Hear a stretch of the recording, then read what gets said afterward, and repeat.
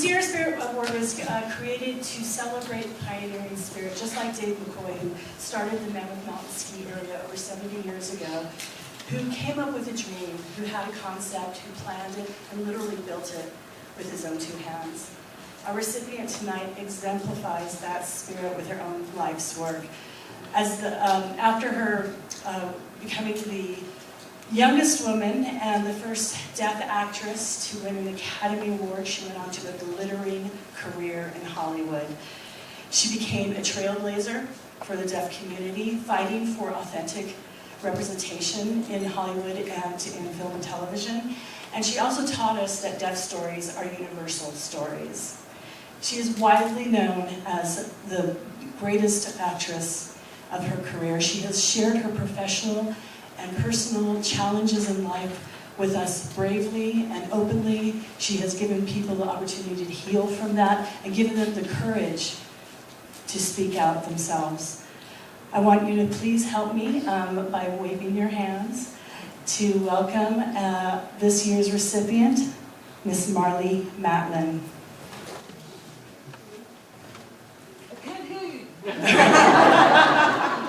Did I mention she has a wicked sense of humor?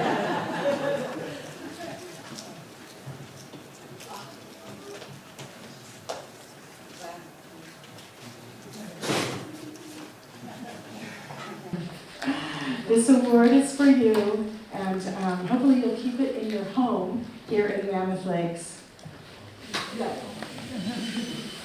Thank you. Thank you. Yeah. I'll make it a center point in our house, in our home here. I'm looking at my husband right now, and he has to figure out where we're going to put it in the house.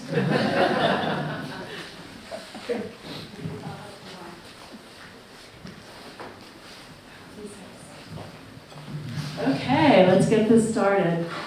I'm always blown away by that performance. The performance is so raw, so vulnerable, so layered, and for you to be that young, to be able to give that performance is just mind-blowing to me. I know you were in the play, but you were a supporting character, and I find it interesting that you got the role in the movie. And so can you tell us a little bit about how that whole experience went? And Hello, everyone, by the way. Hello. Hello. Happy to see you all. Hi, Randall. I was 19 at the time of the play in Chicago, where I was born and raised. And it was my first professional paid theater job. I had done theater before that, children's theater, but I was never paid for that. That was all amateur. And I'd heard about the movie, but I wasn't interested in it because I knew that there were other deaf actors out there who were competing for the role of Sarah, for the lead. And I felt that being just a Chicago girl with no real professional experience and being so young, no one would ever look at me for the film. So while I did the secondary role, playing Lydia, the speaking role that you saw in the film, the young girl,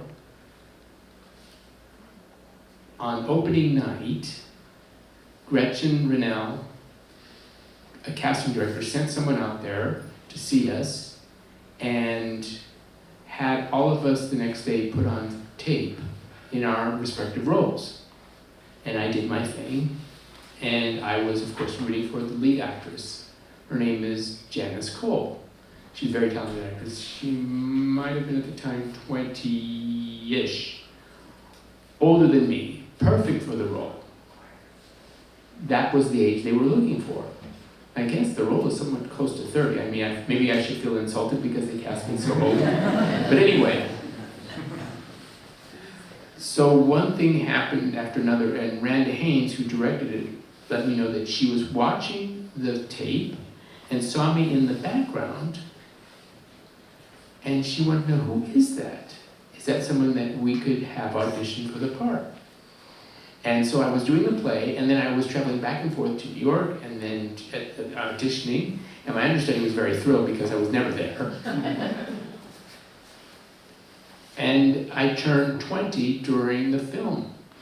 And things happened very quickly, and I grew up very fast. And everything you saw in the film, that's the first time in my life that I ever learned everything about filming. It was right there, what you saw, how films are made, how actors work with the crew, what everybody does in their respective jobs, working with a co-star and a director. And this is a movie that I will never forget. I remember every scene that we shot. I remember what took place that day, what scene, the good days and the bad days, the long days and the short days. What they said just before they said action, it's still vivid in my mind all these years later. Knowing what we know from your documentary, and if you haven't seen her documentary, it is a must-see. It's a brilliant documentary about her life and her struggles and being an advocate for the deaf community.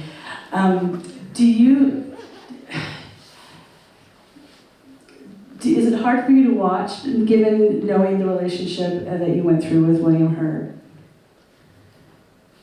I saw this for the last time at the Academy Museum about 3 months ago, perhaps 4 months ago.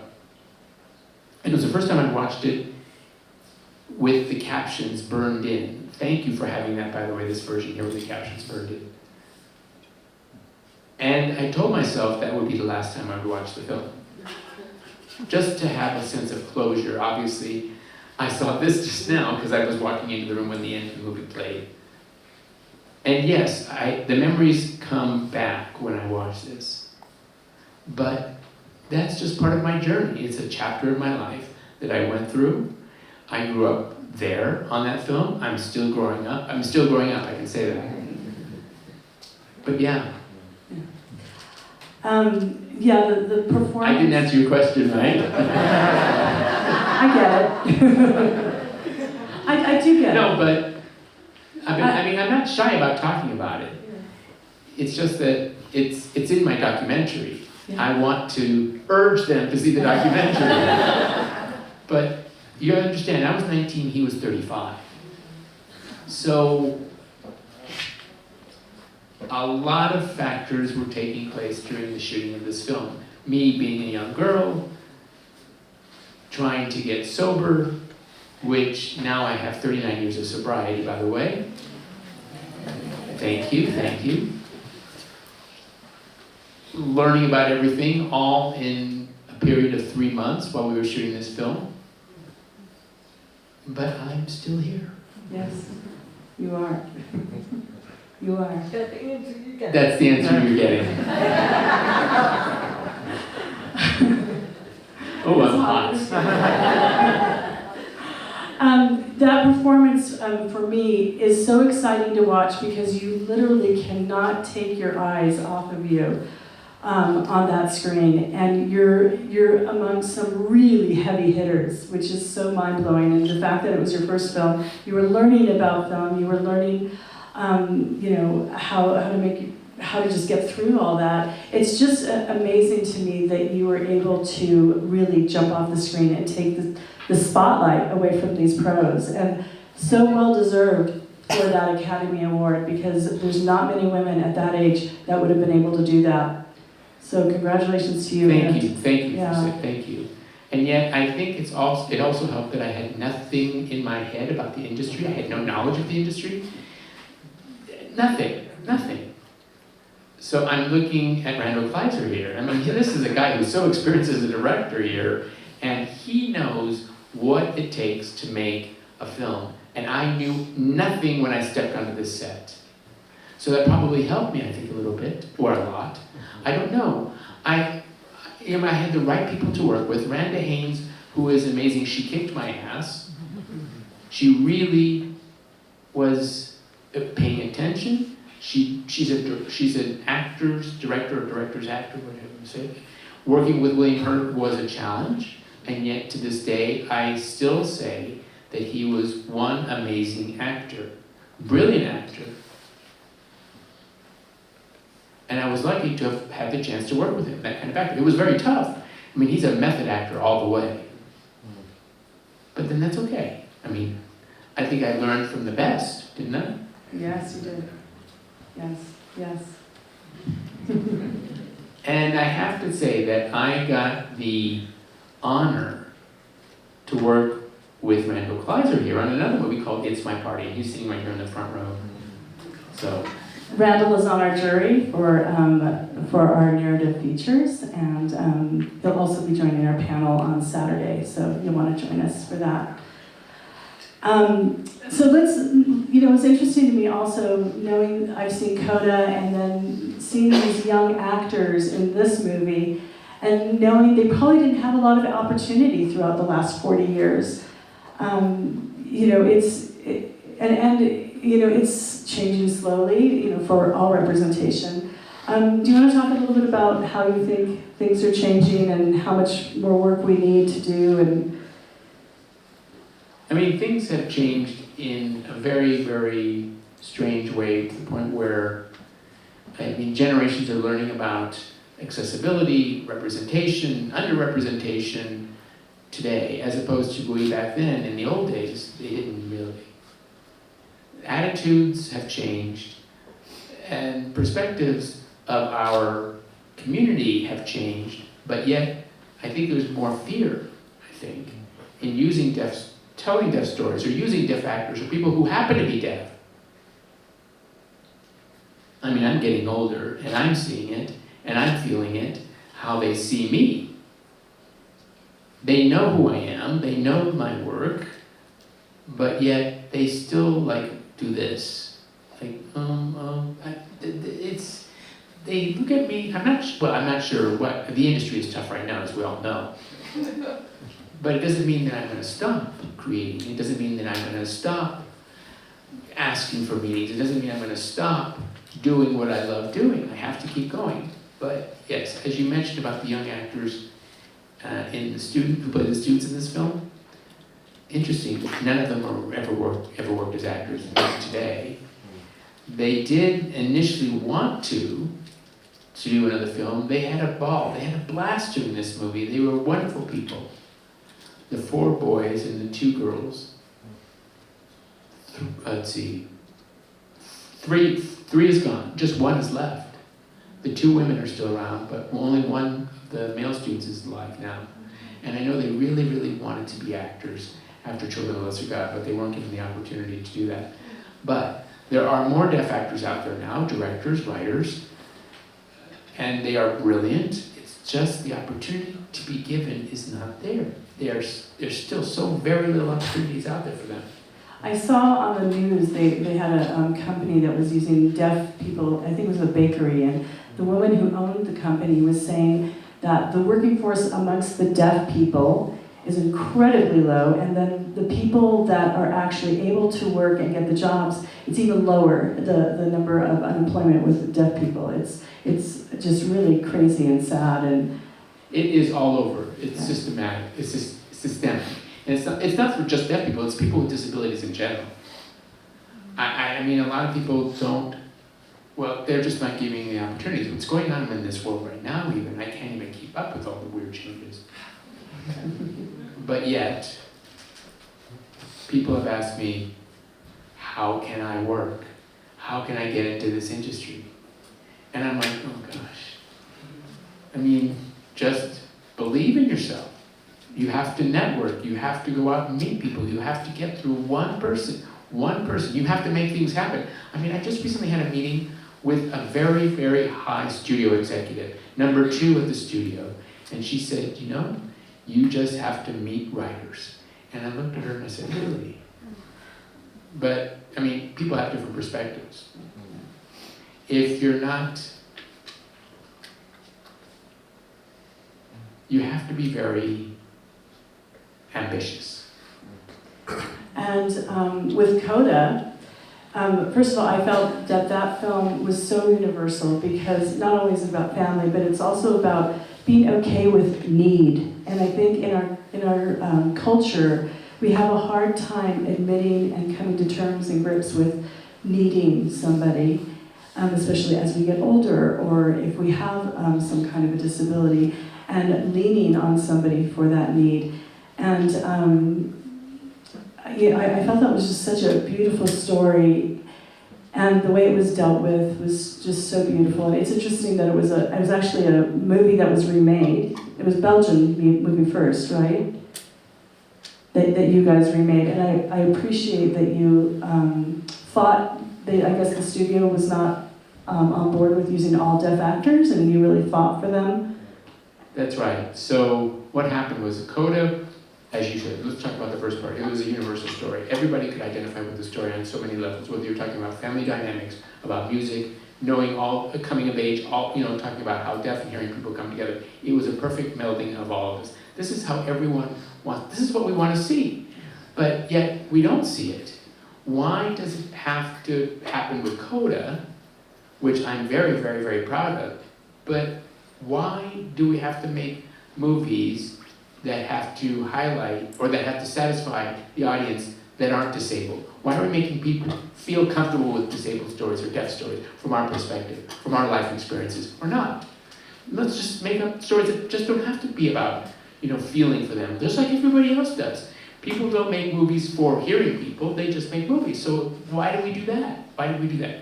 That being said, but the point that you made about the movie Coda being originally a French-Belgian production, the four of them were supposed to be deaf and one was supposed to be hearing, but the parents in the original French film were hearing. They were playing deafness as if it were a costume that they could take off at the end of the day. That's a big problem. So when we remade the film, when they were originally going to remake the film, that's probably the most authentic way. I mean, Sean Peter, she directed and wrote the script, she did her homework, she did it great, but then, and we met, and I said, Troy Kotzer, who ended up playing the role of Frank Rossi in the film, the script it's yelling his name. He has to be in this role. She said, yes, of course, and yes, they do. I want him too. And I noticed hesitation, but I heard that a studio executive said, well, we have Marlee Matlin, that's perfect, she's cast in the film, but we need a bigger star to carry the film. That's nothing new. Don't act like we haven't heard this before. I mean, when I pitch stories, they say, oh yeah, we love this story, Marlee, we love this. Is it just you who's attached? So obviously I'm not, in their opinions perhaps, not one who can carry a film or sell a film. So they said, well, let's get an A-lister to play the role of a hearing actor, to play the role of the deaf husband. And that was the first time in my 38 years in my career that I said, if you do that, I'm walking away from the film. I've never said that before, and I was petrified by saying that, but I had to. I had to. It's not authentic. And it was terrifying, but the producers then eventually took it away from the studio and went the independent route. And then now, of course, they did an Italian version of the film, which is very similar to Coda, just basically in Italian. But who am I to say what you can't recreate or take away our creative vision? Good for you, you did it in Italian, go ahead, do it in Italian. Did they use deaf actors or hearing people? Yes, they did. Yes, they did. At least they did it right that way, that part, in casting-wise. But as far as the film goes, I haven't seen it. I heard so much about it that I was like, I don't know. I can't deny anybody the opportunity to make their own movie. What can I say? Yeah. I mean, being in Hollywood as a mature woman, not old, mature, it's difficult. And so I must imagine that, the roles are getting smaller and smaller because you've done television, you've done comedy, you've done everything, and very well at all of them, which is really quite amazing. Are you finding that you're having to really push for your own projects to move forward? Absolutely, every day. I get up thinking, what am I supposed to do today? Who am I going to talk to today? Who am I going to pick on today? Who am I going to yell at today? Who am I going to go and say, hey, what's going on today? Here are my stories. Here are my ideas. Do you have ideas? Do you put me in things? Cast me in something. Let's collaborate together. I think we have to collaborate more than ever to work with those people who make things happen, or at least connect, create, write, present. I think in my position, I hear this all the time. Oh yes, Marlee Matlin is great. I mean, Oh yes, I understand, Marlee. I'm a woman too. I'm mature. I hear this all the time from hearing people, and I look at them and I go, right. However, I have it harder because I'm deaf. There's no deaf roles written on a daily basis like they are for hearing people. And now listen, don't misunderstand me. I'm not complaining. That's just the fact of the way things are. So I have to push more. I have to push harder.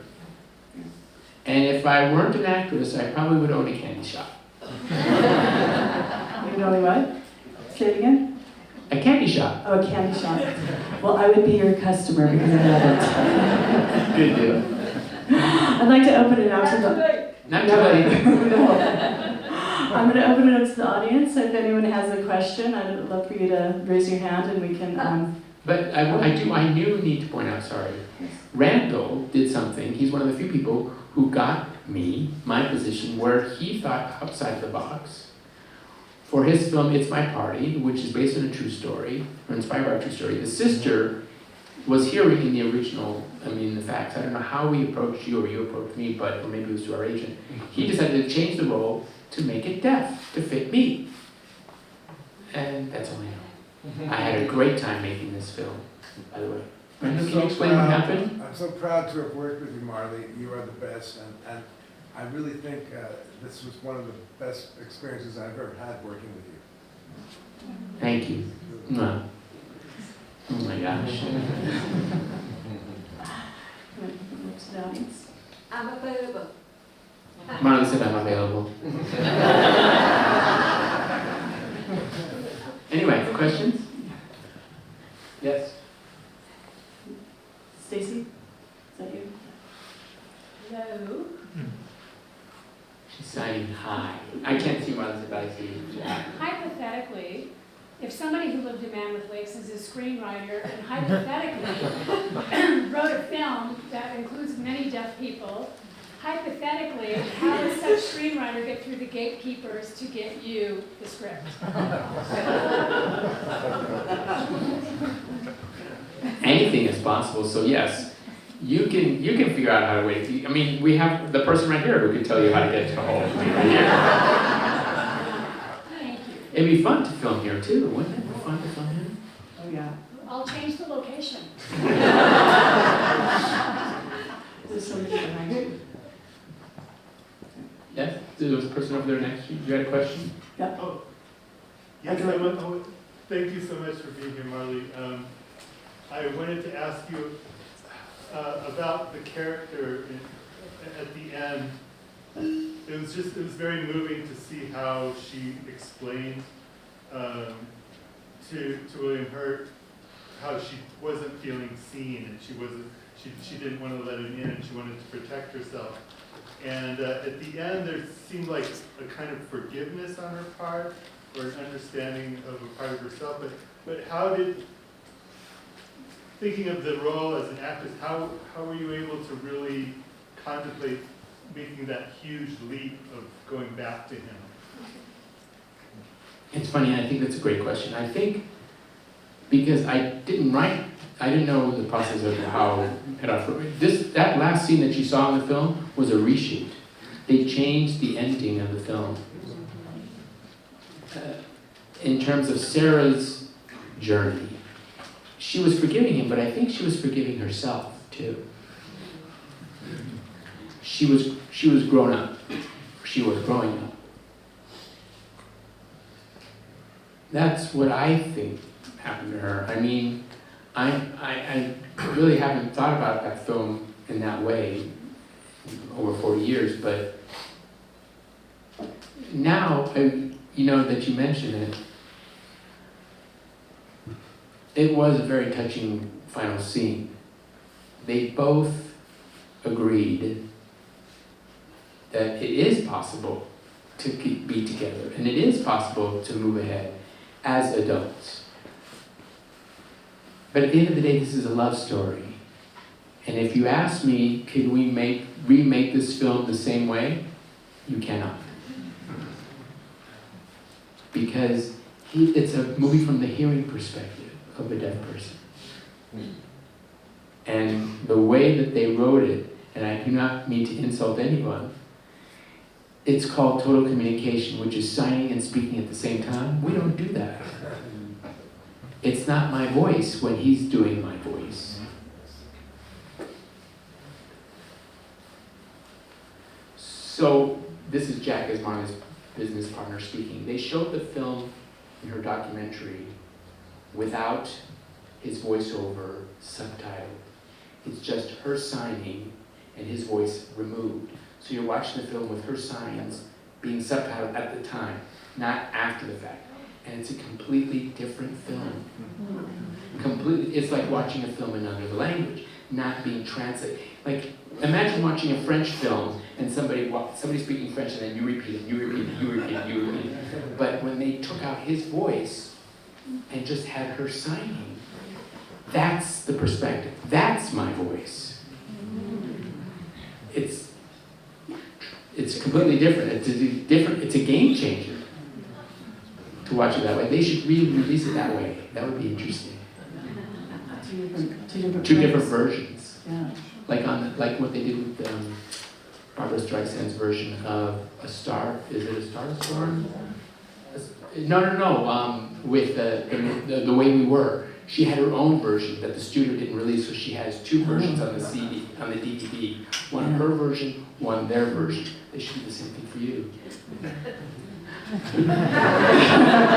the 40th anniversary. Are you telling me Yes. that's something for me to do? Yes, a new project. Keeping you employed.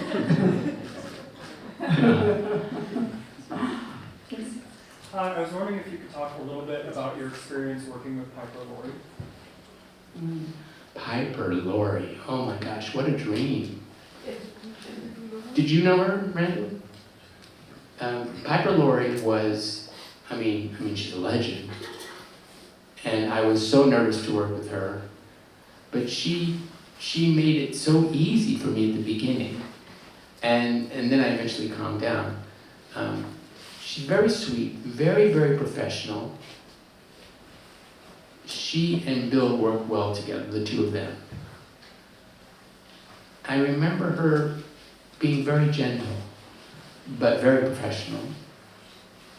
And I also worked with Lee Remick on a TV movie, and again, it happened again like that. And all the people on It's My Party who I work with, my gosh, too. Those people have been around for so long that it was, for me, a treat to have the opportunity to work with them, with Piper. I mean, really.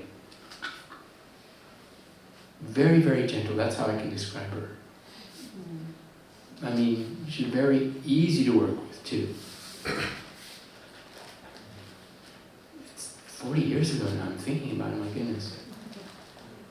It's interesting seeing the film come full circle as you having this mother-daughter relationship and then going to Coda and having that, mother-daughter relationship. Yeah, I mean, that's very interesting. Me playing the mom of a 17-year-old, having 4 kids now in real life, and I'm a grandmother too, and so I'm waiting for a grandmother role to come my way, I guess.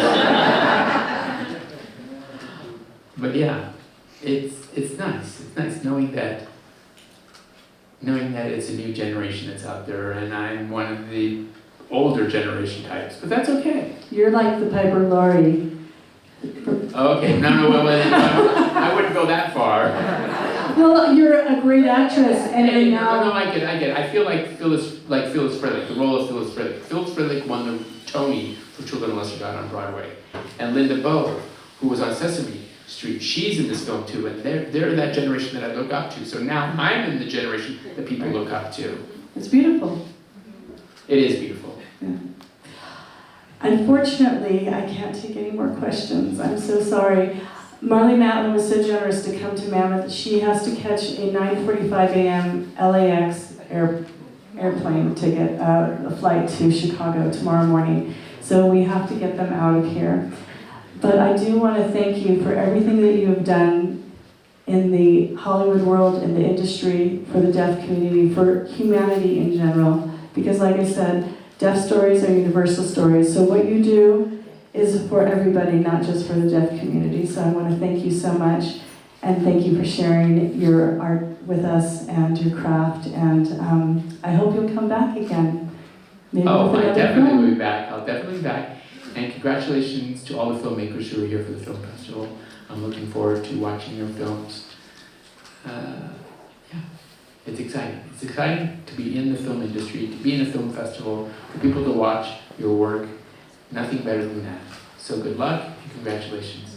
Thank you.